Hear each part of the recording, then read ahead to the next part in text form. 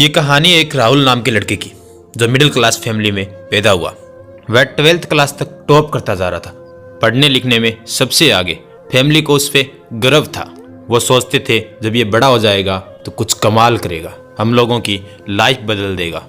लेकिन जब वो लड़का 12th पास करके कॉलेज में गया तो उसकी खुद की लाइफ बदल गई। कॉलेज में उसके आसपास ऐसे दोस्त आ गए जिन्होंने उसे बिगाड़ दिया। देर रात तक पार्टियां चलने लगी, इधर उधर घूमने लगा, घर वालों से झूठ बोलकर पैसे लेने लगा। घर वाले समझ तो चुके थे पर उसको एक दो बार समझाया भी था, पर वह समझ नहीं रहा था। उसका जवाब सुनकर सभी चुप हो जाते।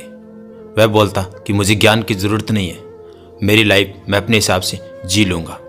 पर कहते हैं ना, टाइम किसी को माफ़ नहीं करता है। हुआ भी वही। राहुल के फर्स्ट एग्ज़ाम का रिजल्ट आया और वह उस एग्ज़ाम में फेल हो गया। जहाँ एग्ज़ाम में फेल होने की बात आई तो राहुल को बड़ा अजीब लगा, उसका ईगो हर्ट हुआ।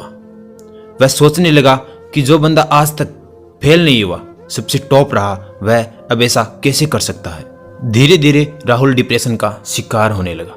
वह अकेला रहने लगा। ऐसा लग रहा था कि जैसे उसकी लाइफ एंड हो चुकी है। एक दिन राहुल के घर पे बाहर से अंकल आए हुए थे। उन्होंने राहुल को अपने घर पे खाने पे बुलाया। राहुल उन्हें ना चाहते हुए भी मना नहीं कर पाया और उनके घर पे डिनर पे चला गया। अंकल गार्डन में अंगीठी से हाथ ताप रहे थे। सर्दियों का मौसम था, अंगीठी जल रही थी। राहुल जाकर उनके पास बैठ गया। 10-15 मिनट तक दोनों चुपचाप बैठे रहे। उनके बीच में कोई बातें नहीं हुई। धीरे धीरे उनके बीच में थोड़ी थोड़ी बातें होने लगी। तभी अंकल ने अंगीठी में से जल रहे कोयले के टुकड़े को बाहर निकाला और बाहर रेत में गिरा दिया। राहुल चुपचाप ये सब देख रहा था।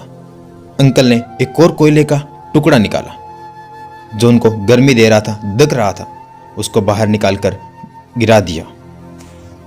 कुछ देर बाद राहुल ने बोला कि अंकल, जो कोयला ददक रहा था, शानदार जल रहा था, उस कोयले को आपने बाहर निकालकर खराब कर दिया और ऐसे ही रेत में गिरा दिया। अंकल मुस्कुराते हुए बोले कि मैंने इसको खराब कहाँ कर दिया, और उस कोयले को उठाया और वापस अंगीठी में डाल दिया। थोड़ी देर बाद वह वैसे ही दोबारा जलने लग गया। अंकल ने राहुल से पूछा कि बेटा, तुम्हें कुछ समझ में आया? राहुल ने जवाब दिया, नहीं। उन्होंने कहा कि बेटा, तुम्हें यही समझाने के लिए बुलाया था यहाँ पे कि जिस तरह ये कोयला बुझने के बाद भी अपनी अंगीठी में आते ही वापस जलने लग गया, उसी तरह तुम भी जब कॉलेज लाइफ में बाहर की दुनिया में गए तो बुझ गए।